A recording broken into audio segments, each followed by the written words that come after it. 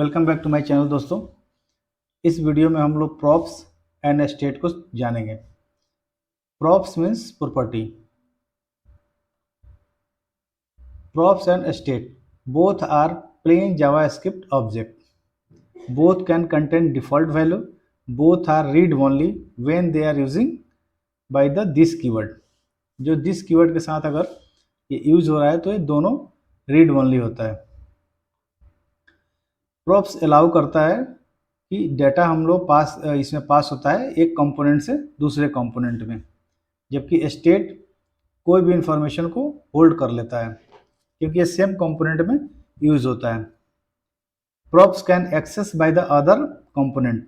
मैंने पहले बताया कि ये डेटा हमारा पास होता है, उसी तरह इसमें इसके क्या क्या होगा इसमें कि ये पेरेंट में हम लोग डिक्लेयर करते हैं और एक्सेस करते हैं चाइल्ड कंपोनेंट में। यानी किसी एक कंपोनेंट में हम लोग कोई भी डिक्लेयर करते हैं और प्रॉपर्टी के थ्रू दूसरे कंपोनेंट में से एक्सेस करते हैं, जबकि state can not access by the other component. ये दूसरे कंपोनेंट से के थ्रू हम किसी और कंपोनेंट को एक्सेस नहीं कर सकते हैं स्टेट के लिए। Props are read only. State change can be asynchronous. हम स्टेट में क्या है कि हम लोग अपडेट और मॉडिफाई कर सकते हैं। Props are use to communicate between component. ये कंपोनेंट के बीच में कम्युनिकेशन का काम करता है, जबकि state can be use for rendering dynamic changes in the same component. ये सेम कंपोनेंट में डायनेमिकली कुछ चेंजेस को रेंडर करने के लिए यूज होता है। Props make components reusable. ये क्या होता है कि ये कंपोनेंट जो हम लोग बनाते हैं प्रॉप्स के थ्रू हम इसे रीयूजेबल कर सकते हैं। मतलब एक कंपोनेंट हम लोग कॉमन बना सकते हैं और उसे मल्टीपल दूसरे कंपोनेंट्स में एक्सेस कर सकते हैं, एक से ज़्यादा। जबकि state can not make components reusable. ये रीयूजेबल कंपोनेंट्स नहीं बनाता है। इसमें क्या होता है कि हम लोग कोई भी वैल्यू को अगर हम लोग पेरेंट में, जैसे पेरेंट में हम लोग डिक्लेयर करते हैं, तो पेरेंट में अगर हम लोग कोई भी वैल्यू को चेंज करेंगे तो चाइल्ड में एक चेंज हो जाता है। Value can be change by the parent component. जो वैल्यू चेंज होगी पेरेंट कंपोनेंट के थ्रू होगी। तो हम लोग एक एग्जांपल बना के समझते हैं कि प्रॉप्स एंड स्टेट क्या है। तो मैंने एक प्रोजेक्ट क्रिएट किया है और इसका डिफ़ॉल्ट पेज मैंने बस रन किया है। अब हम लोग इसमें क्या करेंगे कि प्रॉप्स को पहले समझेंगे। तो मैं एक कंपोनेंट बनाता हूँ एम्प्लॉय का, और इसमें मैं क्लास कंपोनेंट बनाता हूँ। तो मैं पहले भी बताया था कि शॉर्टकट हम लोग यूज करेंगे RCCP, ठीक है। अब ये शॉर्टकट के लिए मैंने पहले भी वीडियो में बताया है कि उसके लिए हम लोग को ES7 का ये जो एक्सटेंशन है हमें इंस्टॉल करना पड़ेगा। मैंने यहाँ पे कर रखा है। और दोस्तों यहाँ पे देखेंगे कि जब इस पर क्लिक करेंगे तो आपको यहाँ पे बहुत सारे शॉर्टकट दिखेंगे जिससे आप आगे चल के यूज करेंगे तो कोडिंग करते समय इसमें आपको हेल्प मिलेगी। ये सारे शॉर्टकट हैं। जैसे आपको ये सारी चीज़ें मैंने अभी वो RCCP मैंने टाइप किया। अगर मैं यहाँ पे सिंपल वैसे हटा देता हूँ और IMR अगर मैं यहाँ पे करता हूँ तो ये हम लोग रिएक्ट से इंपोर्ट करते हैं। उसी तरह मैं यहाँ पे IMRC किया तो क्या होगा, ये कंपोनेंट के साथ इस तरह से हमारी चीज़ें शॉर्टकट हम लोग यूज करते हैं। तो मैं अभी जो कर रहा हूँ क्लास कंपोनेंट के लिए, तो ये क्लास कंपोनेंट हमारा इस शॉर्टकट से बना और मैं अभी इस पार्ट को हटा देता हूँ और ये एक्सपोर्ट मैं यहाँ पे कर देता हूँ और एम्प्लॉय। ये मैंने पहले बताया कि component by default component name से एक्सपोर्ट होगा, ठीक है। तो ये पार्ट हमारा, अब मैं इसमें रिटर्न करता हूँ एक h1 टैग मैं कर लेता हूँ और लिख देता हूँ हेलो। ठीक है, अब मैं इस एम्प्लॉय को कहाँ पे, इंडेक्स जेएक्स में, ठीक है, यहाँ पे कर दिया। अब यहाँ पे जैसे मैंने किया तो हमें यहाँ पे इसे इंपोर्ट भी करना पड़ेगा, इंपोर्ट, और इसके लिए आपको लिखना ही पड़ेगा, इसमें कोई शॉर्टकट नहीं है। ठीक है, इंपोर्ट एम्प्लॉय फ्रॉम एम्प्लॉय। ठीक है, अब मैं इसे रन करूँगा तो देखेंगे कि हमारा हेलो वर्ल्ड प्रिंट हो गया। अब इसमें हम लोग देखते हैं कि प्रॉप्स क्या है। तो प्रॉप्स मीन्स प्रॉपर्टी। अब उसके बहुत सारे एट्रीब्यूट होते हैं। जैसे हम लोग कोई इमेज का इमेज अगर हम लोग पहले यूज करते थे HTML में, तो उसका हम लोग जो एट्रीब्यूट है SRC है, अल्ट है, ठीक है, तो ये सब हम लोग यूज करते थे। इसी तरह हम लोग यहाँ पे प्रॉप्स को हम लोग यूज करेंगे। तो मैं नेम दे देता हूँ, सिंपल नेम, और इसमें मैं लिख देता हूँ फुल स्टैक। ठीक है, यहाँ तो मैंने डिक्लेयर कर दिया नेम में, लेकिन यहाँ पे मुझे यहाँ पे शो करना है कि वर्ल्ड की जगह पे मुझे क्या शो हो, full stack develop, full stack. तो मैं यहाँ पे चलूँगा और अब यहाँ पे मैंने क्या लिख रखा है, हेलो वर्ल्ड। ठीक है, अब यहाँ पे मैं सिंपल लिखूंगा ऐसे, दिस दिस कीवर्ड से हम लोग यूज करेंगे। अब दिस क्या है कि ये हमारा तो हमारा कंपोनेंट है, और इस कंपोनेंट में हम लोगों ने ये एट्रीब्यूट को बनाया है। तो यहाँ पे हम लोग दिस, और इसको हम लोग यूज करेंगे प्रॉप से, प्रॉप, और नेम यहाँ पे मैंने लिख दिया। ठीक है, अब हम लोग देखते हैं सिंपल कि क्या है। तो देखिए दोस्तों, यहाँ पे क्या हुआ, हेलो और फुल स्टॉप यहाँ पे डिस्प्ले हो गया। तो मैंने ये इसको एज ए पेरेंट मान लिया, और यहाँ पे मैंने इसे डिक्लेयर किया, और इससे चाइल्ड कंपोनेंट में ये हमारा एक्सेस हो रहा है। ठीक है, इसी तरह अगर मैं यहाँ पे कोई भी चेंजेस करूँ, फुल स्टैक में अगर यहाँ पे डेवलपर लिख दूँ, डेवलपर 28, तो सिंपल मैं पेरेंट में चेंज करूँगा तो ऑटोमेटिक यहाँ पे चेंज हो जाएगा। अब इस पार्ट को हम लोग एरो फंक्शन के थ्रू समझेंगे। तो मैं इसे हटा देता हूँ। अब हम लोग एरो फंक्शन के लिए शॉर्टकट यूज करेंगे RAFC। ठीक है, तो ये हमारा एरो फंक्शन हो गया। मैं यहाँ पे फिर रिटर्न करूँगा क्या, एक H1 टैग में मैं फिर लिखता हूँ हेलो वर्ल्ड। ठीक है, अब देखते हैं कि हमारे ब्राउजर में क्या दिख रहा है। तो हमारा हेलो वर्ल्ड यहाँ पे आ रहा है। अब हम यहाँ पे, अब हमने क्या किया है कि यहाँ पे प्रॉपर्टी सेट किया है प्रॉप्स। अब मुझे यहाँ पे शो करना है, तो मैं यहाँ पे लिखूँगा प्रॉप्स। ठीक है, यहाँ पे दिस हम लोग यूज नहीं करेंगे, प्रॉप्स और नेम। ठीक है, अब मैं देखता हूँ ब्राउजर में क्या शो हो रहा है। तो देखिए दोस्तों, यहाँ पे मैंने क्या लिखा, प्रॉप, प्रॉप्स के साथ मैं नेम को यहाँ पे यूज कर रहा हूँ, यानी कि मैं यहाँ एक्सेस करने के लिए कोशिश कर रहा हूँ। लेकिन अब मुझे प्रॉप्स यहाँ पे डिक्लेयर करना पड़ेगा। अब ये एरर में देखिए क्या बोल रहा है कि प्रॉप्स इज नॉट डिफाइन। ठीक है, तो मुझे यहाँ पे डिफाइन करना पड़ेगा। तो मैं यहाँ पे डिफाइन करूँगा और सेव करूँगा। अब देखते हैं क्या है। तो हमारे देखिए दोस्तों, यहाँ से फिर ये पेरेंट से एक्सेस होने लगा, यानी कि मैंने जो यहाँ पे लिख रखा है फुल स्टैक डेवलपर 28, सो यहाँ पे एक्सेस हो रहा है। और इसमें हम लोग एक और चीज़ कर सकते हैं, अगर मुझे प्रॉप्स नहीं लिखना है यहाँ पे, तो हम लोग सीधे उस प्रॉप्स का नेम यहाँ पे अगर मैं लिख देता हूँ तो ये भी हमारा काम करेगा। ठीक है दोस्तों, तो इस तरह से हम लोग प्रॉप्स को यूज कर सकते हैं एरो फंक्शन के थ्रू। अब हम लोग स्टेट को देखेंगे। तो स्टेट को हम लोग दो तरह से देखेंगे, एक तो विदाउट कंस्ट्रक्टर और एक विथ कंस्ट्रक्टर। ठीक है, तो चलिए हम लोग एक सबसे पहले एक क्लास कंपोनेंट ले लेते हैं। ठीक है, क्लास कंपोनेंट बना लिया और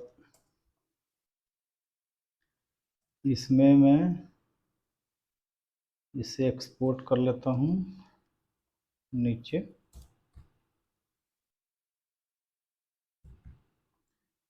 एम्प्लॉय से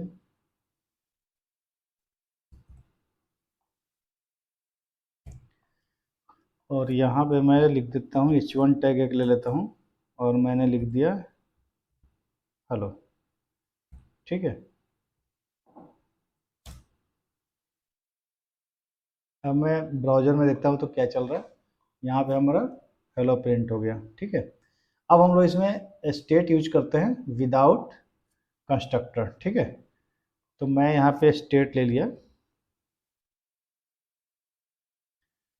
स्टेट एक्चुअली इसमें एज ए प्राइवेट काम करेगा और फुल्ली कंट्रोल्ड होगा कंपोनेंट से, या आप ऐसा कह सकते हैं कि ये एक लोकल वेरिएबल के जैसा यूज होगा इसमें। ठीक है, तो मैंने स्टेट डिक्लेयर कर दिया और मैं एम्प्लॉय का नेम ले लेता हूँ EMP नेम। ठीक है, और मैं यहाँ पे लिख देता हूँ EMP name.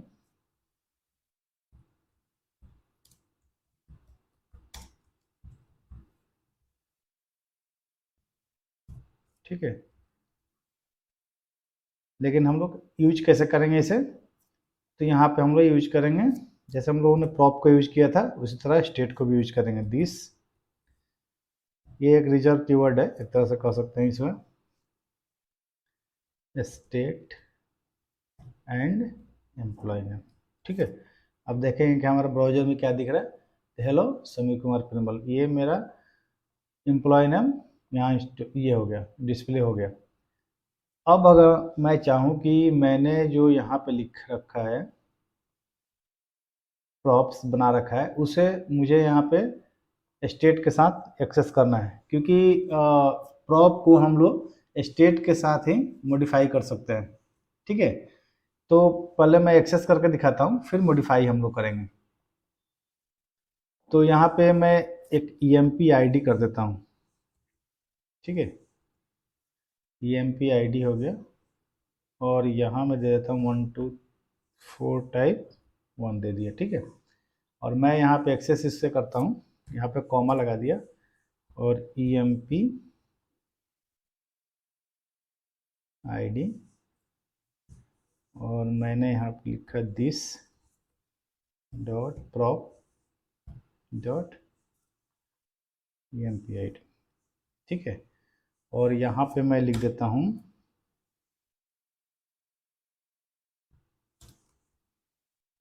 EMP ID is और this dot state dot employ ID। ठीक है, अभी हम लोग देखते हैं क्या दिख रहा है। तो ये हमारा दोनों प्रिंट हुआ। इसके बाद अब हम लोग देखेंगे, ये तो हम लोगों ने प्रॉपर्टी यहाँ पे एक्सेस कर लिया डायरेक्ट। ठीक है, अब इसको हम लोग क्या करेंगे कि इसमें कंस्ट्रक्टर के थ्रू, ये तो हमारा विदाउट कंस्ट्रक्टर हो गया, अब हम लोग कंस्ट्रक्टर के थ्रू इसे एक्सेस करते हैं। ठीक है, तो सिंपल यहाँ पे हम लोग क्या करना है, ये फंक्शन, अच्छा स्टेट क्या है, देखिए स्टेट जब भी इसी फंक्शन के अंदर में ही एक्सेस होगा। ठीक है, यानी कि इस कंपोनेंट में ही एक्सेस होगा, ये बाहर नहीं हो सकता है या किसी दूसरे कंपोनेंट से एक्सेस नहीं हो सकता है। ठीक है, तो अब हम लोग कंस्ट्रक्टर के साथ देखते हैं। तो कंस्ट्रक्टर मैंने यहाँ पे लिखा। ठीक है, और कंस्ट्रक्टर में हम लोगों ने प्रॉप को यूज कर लिया। ठीक है, और कंस्ट्रक्टर को यहाँ ओपन किया और यहाँ मैं क्लोज कर दिया। ठीक है, इसे मैं थोड़ा सा फॉर्मेट कर देता हूँ। अब जब भी हम लोग कंस्ट्रक्टर, ध्यान रखना है कि जब भी हम लोग कंस्ट्रक्टर अगर यूज कर रहे हैं तो क्या यूज करेंगे, सुपर। ये क्या करता है कि पेरेंट कंपोनेंट को कॉल करता है, ठीक है। यहाँ पे प्रॉप्स मैंने लिख दिया, ठीक है। अब ये कंस्ट्रक्टर के साथ हो गया। अब इसमें हम लोगों का एरर क्या है, अब देखिए कंस्ट्रक्टर जब भी हम लोग यूज करेंगे तो ये जो स्टेट हमने इससे डिक्लेयर कर रखा है सिंपल, इसको हम लोग किसके साथ करना पड़ेगा, दिस डॉट स्टेट, ठीक है। तो अभी हम लोग का देखेंगे कि एरर चला जाएगा और रिजल्ट हमारा क्या हुआ, सेम रहेगा, कोई एरर नहीं है। अगर मैं यहाँ पे दिस हटा देता हूँ, अगर ये दिस मैं हटा दिया यहाँ से, तो देखिए एरर क्या आएगा, ये स्टेट इज नॉट डिफाइंड। तो यहाँ पे क्या बोलेगा कि ये स्टेट डिफाइंड नहीं है। तो इसलिए जब भी हम लोग कंस्ट्रक्टर यूज करेंगे तो इसको हम लोग दिस के साथ यूज करना होगा, ठीक है। अब हम लोग इसमें प्रॉप एंड स्टेट के वैल्यू को चेंज करके देखेंगे। तो मैंने कुछ कोड यहाँ पर लिख रखा है एरो फंक्शन का, मैं यहाँ से एक कोड ले चलता हूँ और मैं आपको समझा देता हूँ। ये क्या है कि कंस्ट्रक्टर के बाहर और रेंडर के ऊपर यहाँ पे लिखेंगे, ठीक है। ये मैंने एक फंक्शन बनाया जिसका नाम दिया मैंने चेंज एम्प्लॉई आईडी, ठीक है। एम्प्लॉई आईडी एक फंक्शन का नाम आप कुछ भी दे सकते हो, मैंने ऐसे दे दिया, या एम्प्लॉई डिटेल में दे देता हूँ, ठीक है, डिटेल, ठीक है। और इसमें क्या है कि जब भी हम लोग प्रॉप और स्टेट की वैल्यू को जब चेंज करेंगे तो हमारा ये सेट स्टेट के थ्रू ही करेंगे। तो मैंने क्या किया कि सेट स्टेट के थ्रू एम्प्लॉई आईडी में मैंने 1 2 3 4 कर दिया, और एम्प्लॉई नेम है तो एम्प्लॉई नेम यहाँ पे हमने ले लिया, ठीक है। और उसमें उसका नाम भी मैंने चेंज कर दिया। और यहाँ पे अब हम लोग एक बटन कर लिखेंगे, बटन बनाएंगे, और बटन के ऑन ऑन क्लिक पे क्या करेंगे, चेंज करेंगे। तो ये मैंने बटन यहाँ ऑलरेडी एक बना रखा है, मैं यहाँ पे कॉपी पेस्ट कर देता हूँ। तो ये बटन है, बटन टाइप हो गया, और ऑन क्लिक पे इस मेथड को, जो मैंने यहाँ पे मेथड बनाया है उसी को यहाँ पे कॉल कर देंगे, ठीक है। और यही मैं नाम भी यहाँ पे दे देता हूँ,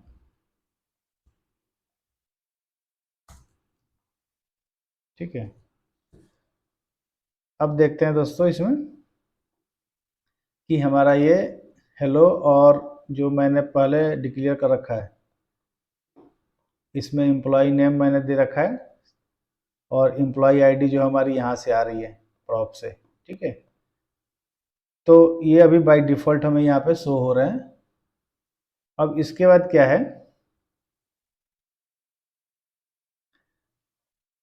अब हम बटन क्लिक पे देखते हैं। बटन क्लिक पे हमारा क्या है, ये दो काम होना है, यानी कि एम्प्लॉय आईडी चेंज हो जाएगी और एम्प्लॉय नेम हमारा ये चेंज हो जाएगा। तो अभी मैं इस बटन को क्लिक करता हूँ, तो देखिए दोस्तों ये हमारा एम्प्लॉय नेम भी चेंज हो गया और एम्प्लॉय आईडी भी चेंज हो गई यहाँ पे, ठीक है। तो इसमें और एक और चीज़ देखें कि ये मैंने कंस्ट्रक्टर लिखा भी है, तब भी होता है, ये चेंज हम लोग कर सकते हैं। ये कंस्ट्रक्टर में हटा भी देता हूँ तो भी ये